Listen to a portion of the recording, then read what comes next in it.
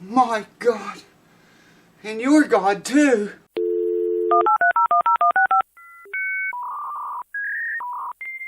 Alright, welcome back folks to the show. Let me get my spectacles on. I can't see a thing without them.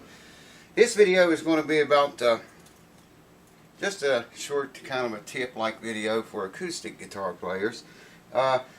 You ever been playing your acoustic guitar, have it tuned up, jamming along, everything's going along fine, and all of a sudden you hear something similar to this. And one string is floppy loose on it. You got to crank him way back up again, get it back in tune. You know what's happening when that happens? Well, I got a bridge pin, black of all colors. I wish it was white, you could probably see it better.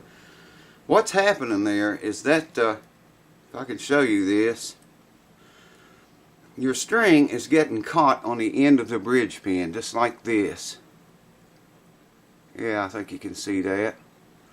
The ball end of the string catches on the very end of the bridge pin. It happens a lot, man. It's happened to me a bunch of times over the years.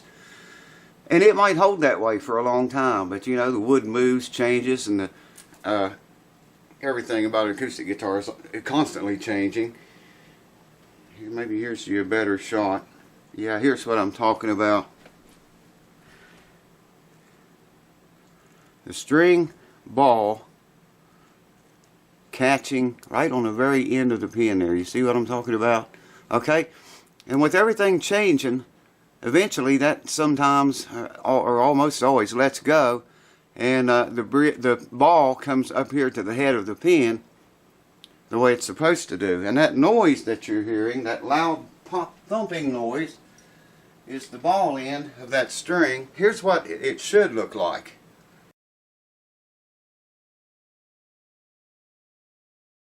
And here's what it should not look like. So I'm going to show you what I do with all of my bridge pins. I want to bring you over here closer. I'll just go ahead and stick this in there now. And I bring you over here closer.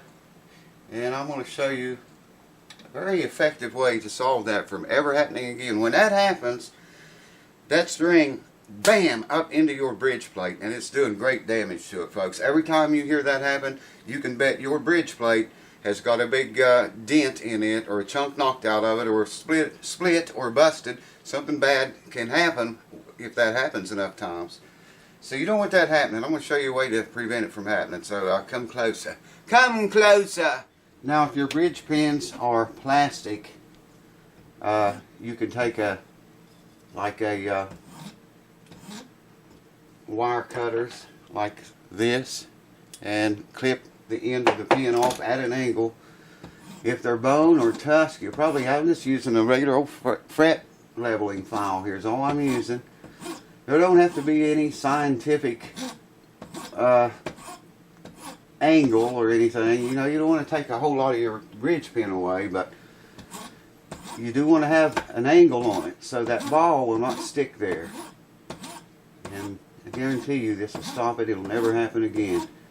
I can file both directions with this. But yeah, what I was going to say, if it's bone or plastic or ebony or brass, of course, you would have to do this. You use a file. A lot of times you can get by with a really sharp knife and lay it down on a table and just cut the angle off of it. But I use a file pretty much every time. I mean, that's pretty well done right there already. I'll show you the other methods here in a minute. Hold on. I'll just keep you here. Just stay right there. You guys keep coming around, so I'll just keep you here. Now, where's the camera, man? Come on, focus. See that? That angle it has now? I think you can see that okay. Yeah, there you can see it. Now, what do I do with the string? Oh, I've lost the string. Now you can see the string cannot hang up on that ball. It pulls right over top of it. Right through it, if you will. There's no way that can hang up on there now. Problem solved. Wow, I can't see the camera. There you go. Now let me show you another way to do it, old darn. Usually, if you have a good set of these, you can do it with them. It's a lot harder on bone and tusk and you know, ebony and that kind of thing. Of course, for brass, these are not going to work. What you want to do is put this. Well, we should have had pins that were white so you could see them. Where the string lies, right here in this groove. Okay, the groove's right there where the string lies in the groove. You want to turn your pin until that groove is facing your cutters. Okay, like so. Get as much of an angle on it as you can, like so, and clip it rather quickly. I mean, don't try to do it slow, but cut it very fast like that. And here you can see we have our angle, just that quick. Now these are plastic.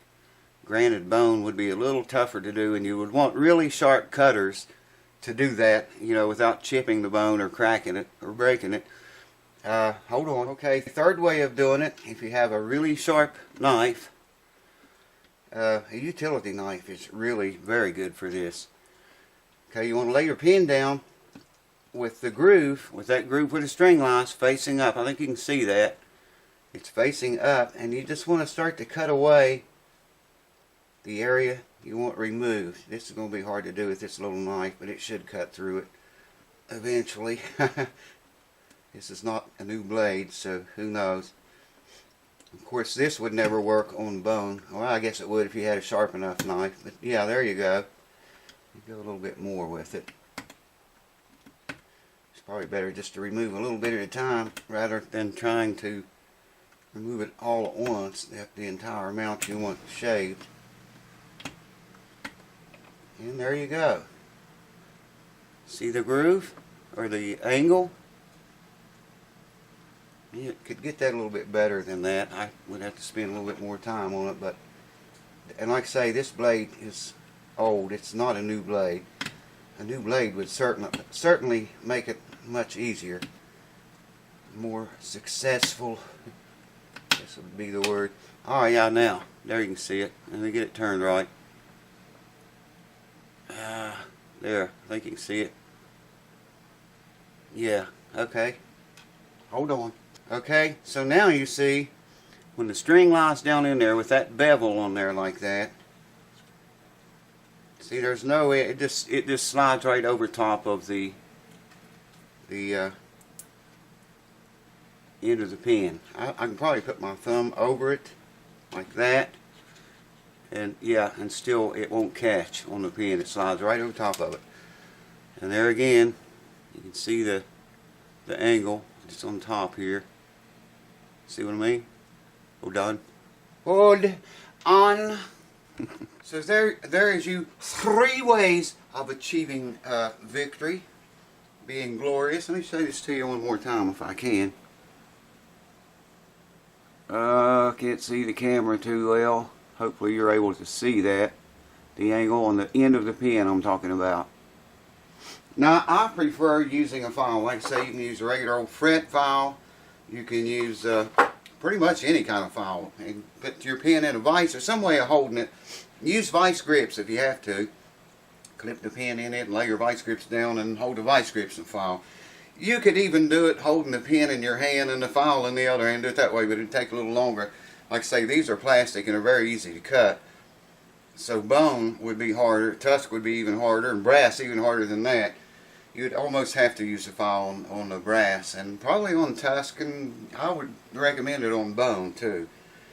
But there you go, folks. Do that to your acoustic guitars and save your bridge plate, because you're going to eat it up if you let them strings bang up against it like that.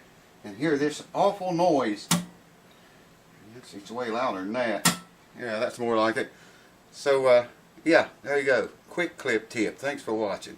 Going to be, I don't know what we're going to video next. I've been kind of taking a break from filming so much of the work, so I can get more stuff done and get caught up. That one telly is laying right there, the 51 Squire. I want to upgrade that guitar bad and set it up and get it where I want it at.